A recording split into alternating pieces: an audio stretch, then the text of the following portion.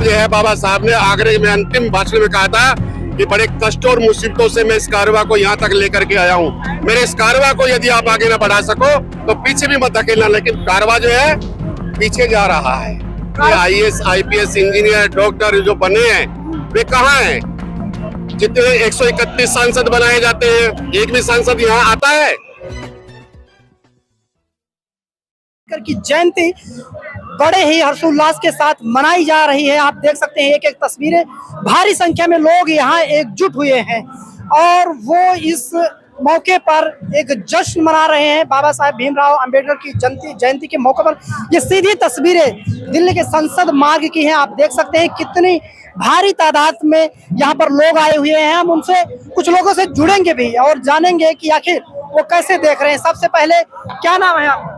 Professor Hansraj सुमन।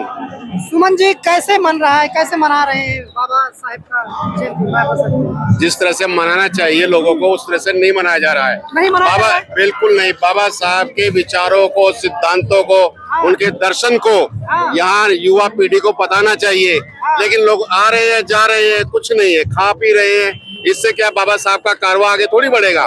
बाबा साहब का कारवा तब बढ़ेगा जब यहाँ लोग उनके सिद्धांतों को बताएंगे, उनके विचारों को बताएंगे कि किस तरह से समाज जो है अब भारत का संविधान के सवाल को काउंटर करता हूँ। ये तमाम स्टॉल लगे हुए हैं, शायद उनके समाज को लेकर ही, उनके विचारों को लेकर। उधर देखिए मंचन चल रहा है। बिल्कुल कुछ नहीं है, मंचन से उसका कुछ नहीं है। जब तक विचार नहीं जाएंगे, विचारों की गुट्टी उनको नहीं पिलाई जाएगी। शिक्षा सबसे बड़ी वो है। बाबा साहब ने कहा था शिक्षा वो शेरनी का दूध है, जो पिएगा वो दहाड़ेगा। तो यहाँ तो कौन आ रहे हैं? यहाँ engineer, professor, doctor, IAS, IPS दिखाई दे रहे हैं आपको? वो तो आ ही नहीं रहे। पोस्टरों में तो लगे हुए हैं। जिनके लिए पोस्टर से कोई वो नहीं है। जिन लोगों के लिए बाबा साहब ने किया कि मैं आपको जो है एक तो वोट दे रहा हूँ और दूसरा मैं आपको संविधान के द्वारा शिक्षा दे रहा हूँ। शिक्षा लेकर के जितने IAS, IPS इंजीनियर, डॉक्टर जो बने हैं वे कहाँ हैं? जितने 131 सांसद बनाए जाते हैं, एक भी सांसद यहाँ आता है? जोशी की बदौलत है, बाबा साहब की बदौलत है वो सांसद। बड़ी हस्तियां तो कोई नहीं दिख रही है। तो तब हम, क्योंकि मेरे अंदर दर्द है। मैं पिछले जो है यहाँ लगभग 50 साल से आ रहा हूँ वो, और इसलिए कि मैं, आपके हिसाब से कैसे मनाया जाना चाहिए? मेरे हिसाब से यहाँ वो मनाया जाना चाहिए। बड़ा वो जो है स्टेज लगाना चाहिए, युवा पीढ़ी को जो है बताना चाहिए कि बाबा साहब ने आपके लिए ये किया है और आपकी पीढ़ी या आपके जो लोग हैं जो बाबा साहब के द्वारा लिए गए आरक्षण को लेकर के उसका लाभ लेकर के वो तो बैठे हुए घरों में खा रहे होंगे। आज संडे है, लेकिन 131 सांसदों की बात कर रहे हैं आप? 131 सांसद नहीं, IPS, IAS engineer, doctor, professor सबकी बात कर रहा हूं मैं। वो कहाँ है? वो पीढ़ी कहाँ है? वो क्यों नहीं निकल करके आ रही है अपने इस पीढ़ी के लिए कि यहाँ क्या करना चाहिए? आते हैं, खा पी करके चले जाएंगे, लेकर के क्या गए वो संदेश? काफी असंतुष्ट नजर आ रहे हैं। लेकिन सवाल ये उठता है कि बाबा साहेब के सपनों का भारत बन पा रहा है या नहीं बन पा रहा है। जो बाबा साहब ने जो सोचा था वो नहीं हो पा रहा है, और इसीलिए 18 मार्च 1956 को जो है बाबा साहब ने आगरे में अंतिम भाषण में कहा था कि बड़े कष्ट और मुसीबतों से मैं इस कारवा को यहाँ तक लेकर के आया हूँ। मेरे इस कारवा को यदि आप आगे ना बढ़ा सको तो पीछे भी मत धकेलना, लेकिन कारवा जो है पीछे जा रहा है।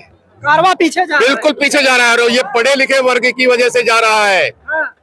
जिन लोगों के लिए बाबा साहब ने किया, बाबा साहब को धोखा भी वही लोग देके के चले गए। ये जो लोग ज्यादातर आ रहे हैं बहुत ज्यादा नकारात्मक बात कर। नकारात्मक, अरे भैया सकारात्मक तो मोदी जी उनसे कलवाइए ना, नेताओं से करवाइए जो उनके पार्टी के हैं। सकारात्मक तो वही कहेंगे ना। आप देखिए ना, जो लोग आ रहे हैं किस लिए आए हैं, इनसे पूछिए कि क्या यहाँ से आप क्या लेकर के जा रहे हैं।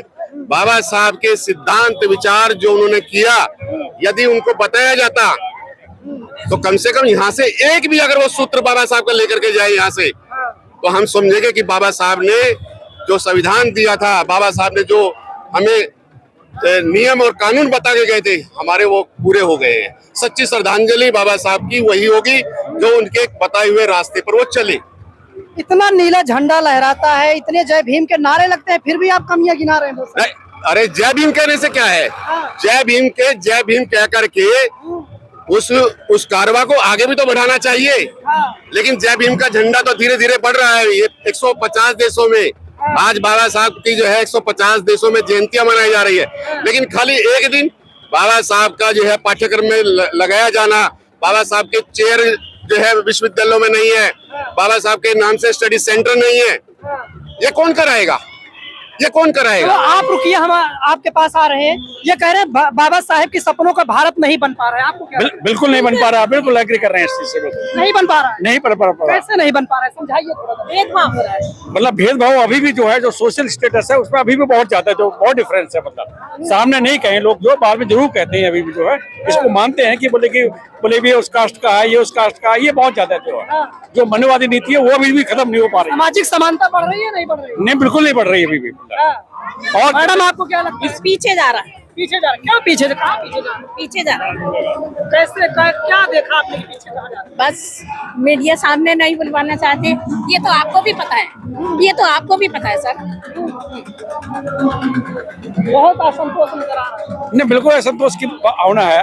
हम लोग तो चलो ठीक है कि जैसे पढ़ लिख कर निकल के, आज की डेट में जो नया जनरेशन है वो बेचारे किस ढंग से है, हर चीज को प्राइवेट किया जा रहा है कि प्राइवेट करने के बाद में बच्चों को कोई जॉब नहीं होगा। एक चंद हाथों कॉलेजों में भेदभाव होता है, कॉलेजों में भेदभाव। तो पुरानी बात है। बच्चे वो होते हैं, ये भेदभाव करते हैं, सुसाइड करते हैं लोग। अभी भी मेडिकल कॉलेज का मैं एग्जांपल बता रहा हूँ, मेडिकल कॉलेजों वगैरह में बहुत ज्यादा वो हो रहा है इस चीज के लिए। एम्स जैसी संस्था में ये चीज है, मतलब इससे बड़ी चीज और हम क्या कह सकते हैं। कॉलेजों में तो नहीं बन पा रहा है। देखिए, केवल शब्दों से काम नहीं चलेगा। समरसता कहने से समरसता नहीं आती है। सामाजिक न्याय का गला घोटा जा रहा है।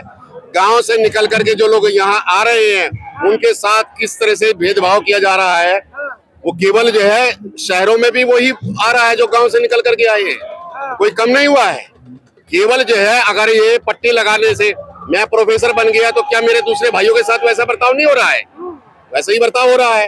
केवल जब तक मैं प्रोफेसर हूँ, लेकिन जैसे मैं बाहर निकला गांव में वही नाम, वही उसी से गांव में वही, अरे फलाने का लड़का है ये। तो हम, और यदि मैं सवर्ण में होता तो मेरा मान सम्मान कितना होता। मैंने कितनी किताबें लिखी है, मेरे को सिलेबस में मेरे को पढ़ाया जाता है, मेरा मान सम्मान होता वहाँ। लेकिन कोई नहीं, मेरा अपना समाज ही नहीं वो करेगा। मेरा अपना समाज ही मुझे जो है वो सम्मान की दृष्टि से नहीं देखेगा। क्यों? यदि कोई ब्राह्मण या सवर्ण व्यक्ति मेरा जाति को लेकर अभी लोगों की जाति जो कभी नहीं है, जाति जाएगी नहीं। इस समाज से जाति कभी 73 साल हो गए भारतीय संविधान को लागू हुए, है ना।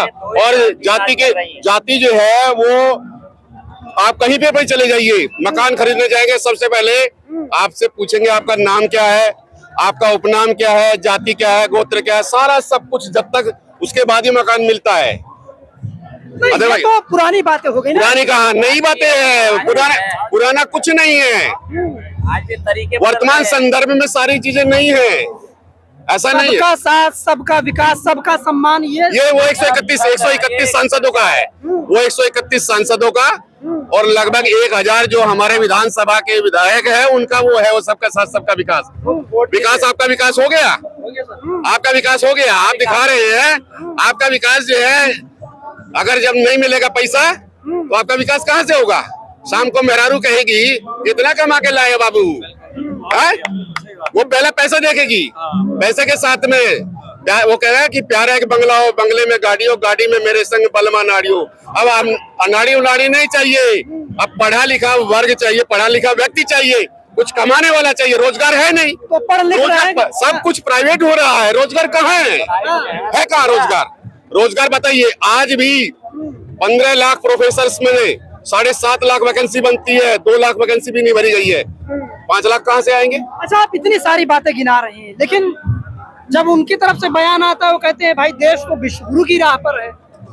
आप विश्वगुरु बनाइए, हम मना थोड़ी कर रहे हैं। लेकिन पहले तथागत भगवान बुद्ध की भूमि पर रहने वाला तो ये कहते विदेश में जाकर के कहते कि मैं बुद्ध की भूमि से आया हूँ, तो बुद्ध की भूमि बनाइए, पहले समरसता की भूमि बनाइए, बंधुत्व की, समानता की भूमि बनाइए, तभी जो है विश्वगुरु कहलाएगा ना।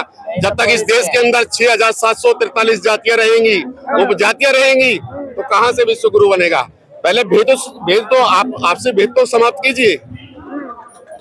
जब तक आपसे भेद समाप्त नहीं होगा जब तक ये जातियां समाप्त नहीं होंगी तब तक तब विकास तक नहीं। विकास नहीं संभव नहीं है। अच्छा विकास, आप कुछ कहना चाह रहे मैं ये कहना चाहता हूँ, देश का प्रधानमंत्री इस बात को स्वीकार करता है कि मैं 80 करोड़ लोगों को भोजन दे रहा हूँ। इसका मतलब प्रधानमंत्री इस बात को मान रहा है मेरा देश भूखों का देश है, कांगलों का देश है, गरीबों का देश है, मान रहा है। इतना ही मैं कह के अपनी बात को समाप्त करता हूँ। हैं? अरे नहीं, वो लोगों की जरूरत पूरा करने के लिए तो किसान करोड़ों पक्षियों को, बाबूजी की बात, करोड़ों पक्षियों को किसान के खेत से भोजन मिलता है। किसान तो नहीं कहता मैं करोड़ों पक्षियों को भोजन दे रहा हूँ। मोदी चिल्ला रहे मैं 80 करोड़ लोगों को भोजन दे रहा हूँ। इसका मतलब है देश कोई विश्व गुरु नहीं बनने जा रहा, भूखा बनने जा रहा है। भूखमरों का देश है और भूखमरों का ही रहेगा आने वाले टाइम पे। मंदिरों की लाइन में खड़े होकर भोजन मिलेगा आने वाले समय में। ये मैं आपको बता दूं, शिक्षा नहीं दे रहे, शिक्षा को इतना महंगा कर दिया है, गरीब आदमी पढ़ा ही नहीं पाएगा अपने बच्चों को, और पढ़ा लेगा तो नौकरी नहीं है, तो क्या फायदा उसका। मैं इसी के साथ में अपनी बात समाप्त करता हूँ। हाँ क्या कह रहे हैं? शिक्षा के नाम पे अंधविश्वास घुमाया जा रहा है। और बाबूजी की मैं बात बड़ी करूं कि आज के टाइम पे ये सोचते हैं कि 80 करोड़ को मैं राशन दे रहा हूं, वो उस दिन का इंतजार कर रहे हैं जब 135 करोड़ 140 अवाम जब लाइन पे राशन पे खड़े होकर अपना कटोरा लेकर राशन कहेगी। उनके लिए लगता है सबसे बड़ी बात यही है कि सारे अवाम, हमारे भारत के सारे नागरिक सब राशन में खड़े होके तब राशन दे। उनके लिए सबसे बड़ी बात है ये। और 80 करोड़ लोगों को राशन देना उपलब्धि है या नहीं उपलब्धि? सबसे बड़ी उपलब्धि कुछ नहीं है। आपने तो सर उसका मसला हल नहीं किया। आपने ये कहा कि तुम्हारे को भूख है, मैं 2-4 किलो तुम्हें राशन दे रहा हूँ, तुम इसमें जीते रहो, खुश होते रहो। मरने से बचाने के लिए भोजन बांट रहे हैं। अच्छा अब ये बताइए, ये बताइए, जब ये इस चीज में भेदभाव करते हैं कि आप जब तक कोई ये गुरु ये रामायण चरित्रमानस आप जब तक ना पढ़े जब तक आपको मंदिर में नहीं बिठा जाएगा, ये ऐसा कि कौन बोलता है? मतलब ये चीज में भेदभाव करने को आते हैं।